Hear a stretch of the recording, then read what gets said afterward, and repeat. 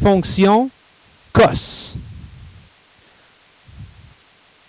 Comme j'ai fait tout à l'heure, je pourrais voir que la fonction de base cos, si je fais sa table de valeurs,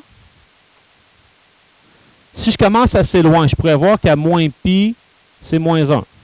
À moins pi sur 2, 0. À 0, elle vaut 1. À pi sur 2, 0. À pi moins 1.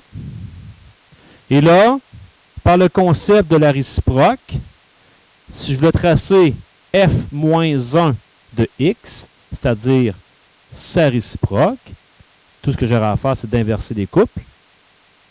Moins 1, moins pi. 0, moins pi sur 2. 1, 0. 0, pi sur 2. Moins 1, pi. Je prends ça. Je vais faire la représentation graphique de la fonction réciproque de la cos. Qu'est-ce que je vais obtenir? Alors, moins 1, moins pi. 0, moins pi sur 2. 1, 0. 0, pi sur 2. Moins 1, pi. Puis, si je continue, là, logiquement, ce qui va se passer, je vais avoir un point là, un point là. Et ça va me faire une fonction.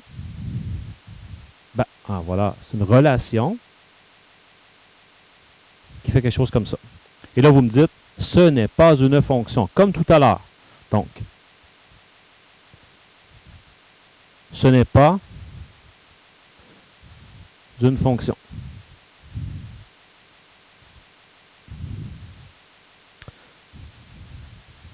Il faut limiter les y à 0 jusqu'à pi.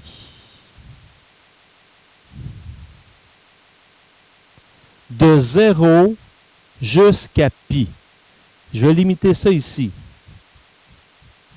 Quand je limite là, je prends mon marqueur. Je vais tenter de représenter ce qui se passe entre 0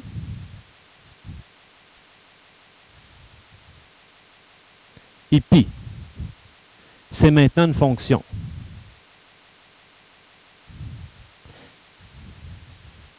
Visuellement, 0 à pi, de 0 jusqu'à pi.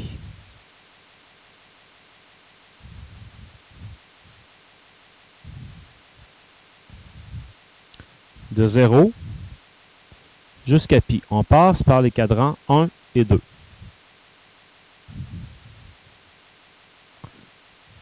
On travaille avec les cadrans 1 et 2. Comme tout à l'heure, on me posait la question, ça représente-tu vraiment la fonction réciproque de la cos? Je pourrais prendre ma calculatrice à affichage graphique et d'aller vérifier, au lieu de celle-ci, au lieu de faire le sinus moins 1, si je faisais le cosinus moins 1 de x. Voilà la fonction. C'est vraiment la fonction que j'ai ici sous les yeux. Donc, cette fonction-là, elle est définie pour des valeurs des y entre 0 et pi. Ainsi, le domaine moins 1 à 1 et l'image 0 jusqu'à pi.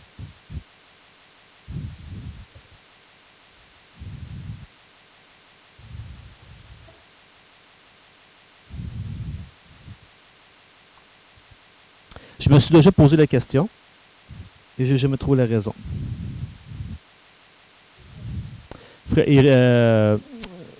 Kariane a dit pourquoi on ne pourrait pas à la place aller chercher juste cette portion-là ici comme ça, qui qui serait de moins pi à 0.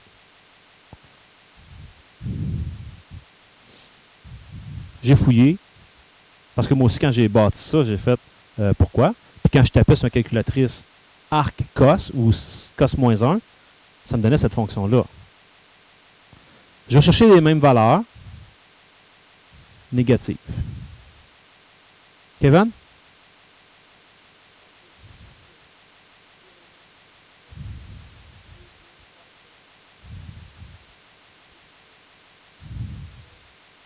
Ben, toutes les explications sont plausibles, mais bon. Si, comme tout à l'heure, je veux rentrer certaines valeurs maintenant en X, parce que mon cos est en X, donc je vais prendre les plus petites valeurs, aller jusqu'aux plus grandes. En fait, si je commence au début de mon intervalle, puisqu'on a dit de 0 jusqu'à pi, mon premier X possible, c'est 1. C'est 1. C'est lorsque je suis ici. Si je prends ça, présentement,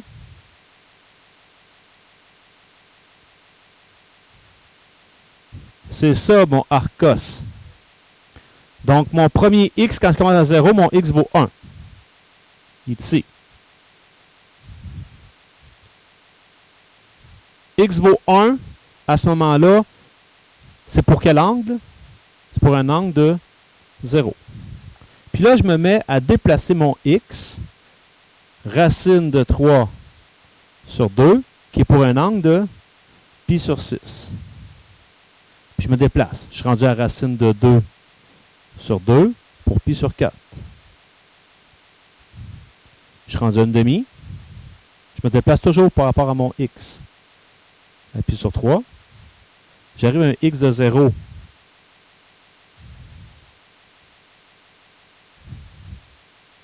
X de 0. Hein, je me suis déplacé, là. Regardez bien ici, là. 3 pi sur, racine de 3 sur 2, racine de 2 sur 2, une demi. Je me déplace toujours comme ça. J'arrive à 0, c'est pour pi sur 2. C'est ici. 0, c'est pour pi sur 2. Et là, bien, mes X continuent à se déplacer vers la gauche. Donc, je vais arriver à moins une demi.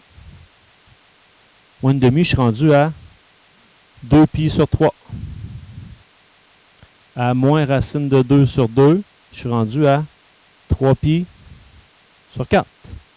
À moins racine de 3 sur 2, 5 pi sur 6. Et à l'extrémité gauche, moins 1. Et ça, c'est lorsque je suis rendu à pi. Donc, algébriquement, c'est le même principe. Comme tout à l'heure, y est égal à cos de x. Donc, je pourrais dire que x égale cos y. Ça signifie que y égale cos moins 1 de x. Si vous voulez, c'est la même chose que y égale arc cos de x.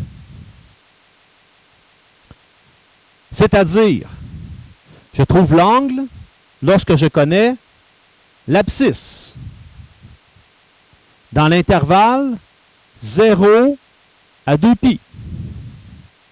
Donc, pour quel angle je vais obtenir un cos qui vaut 0?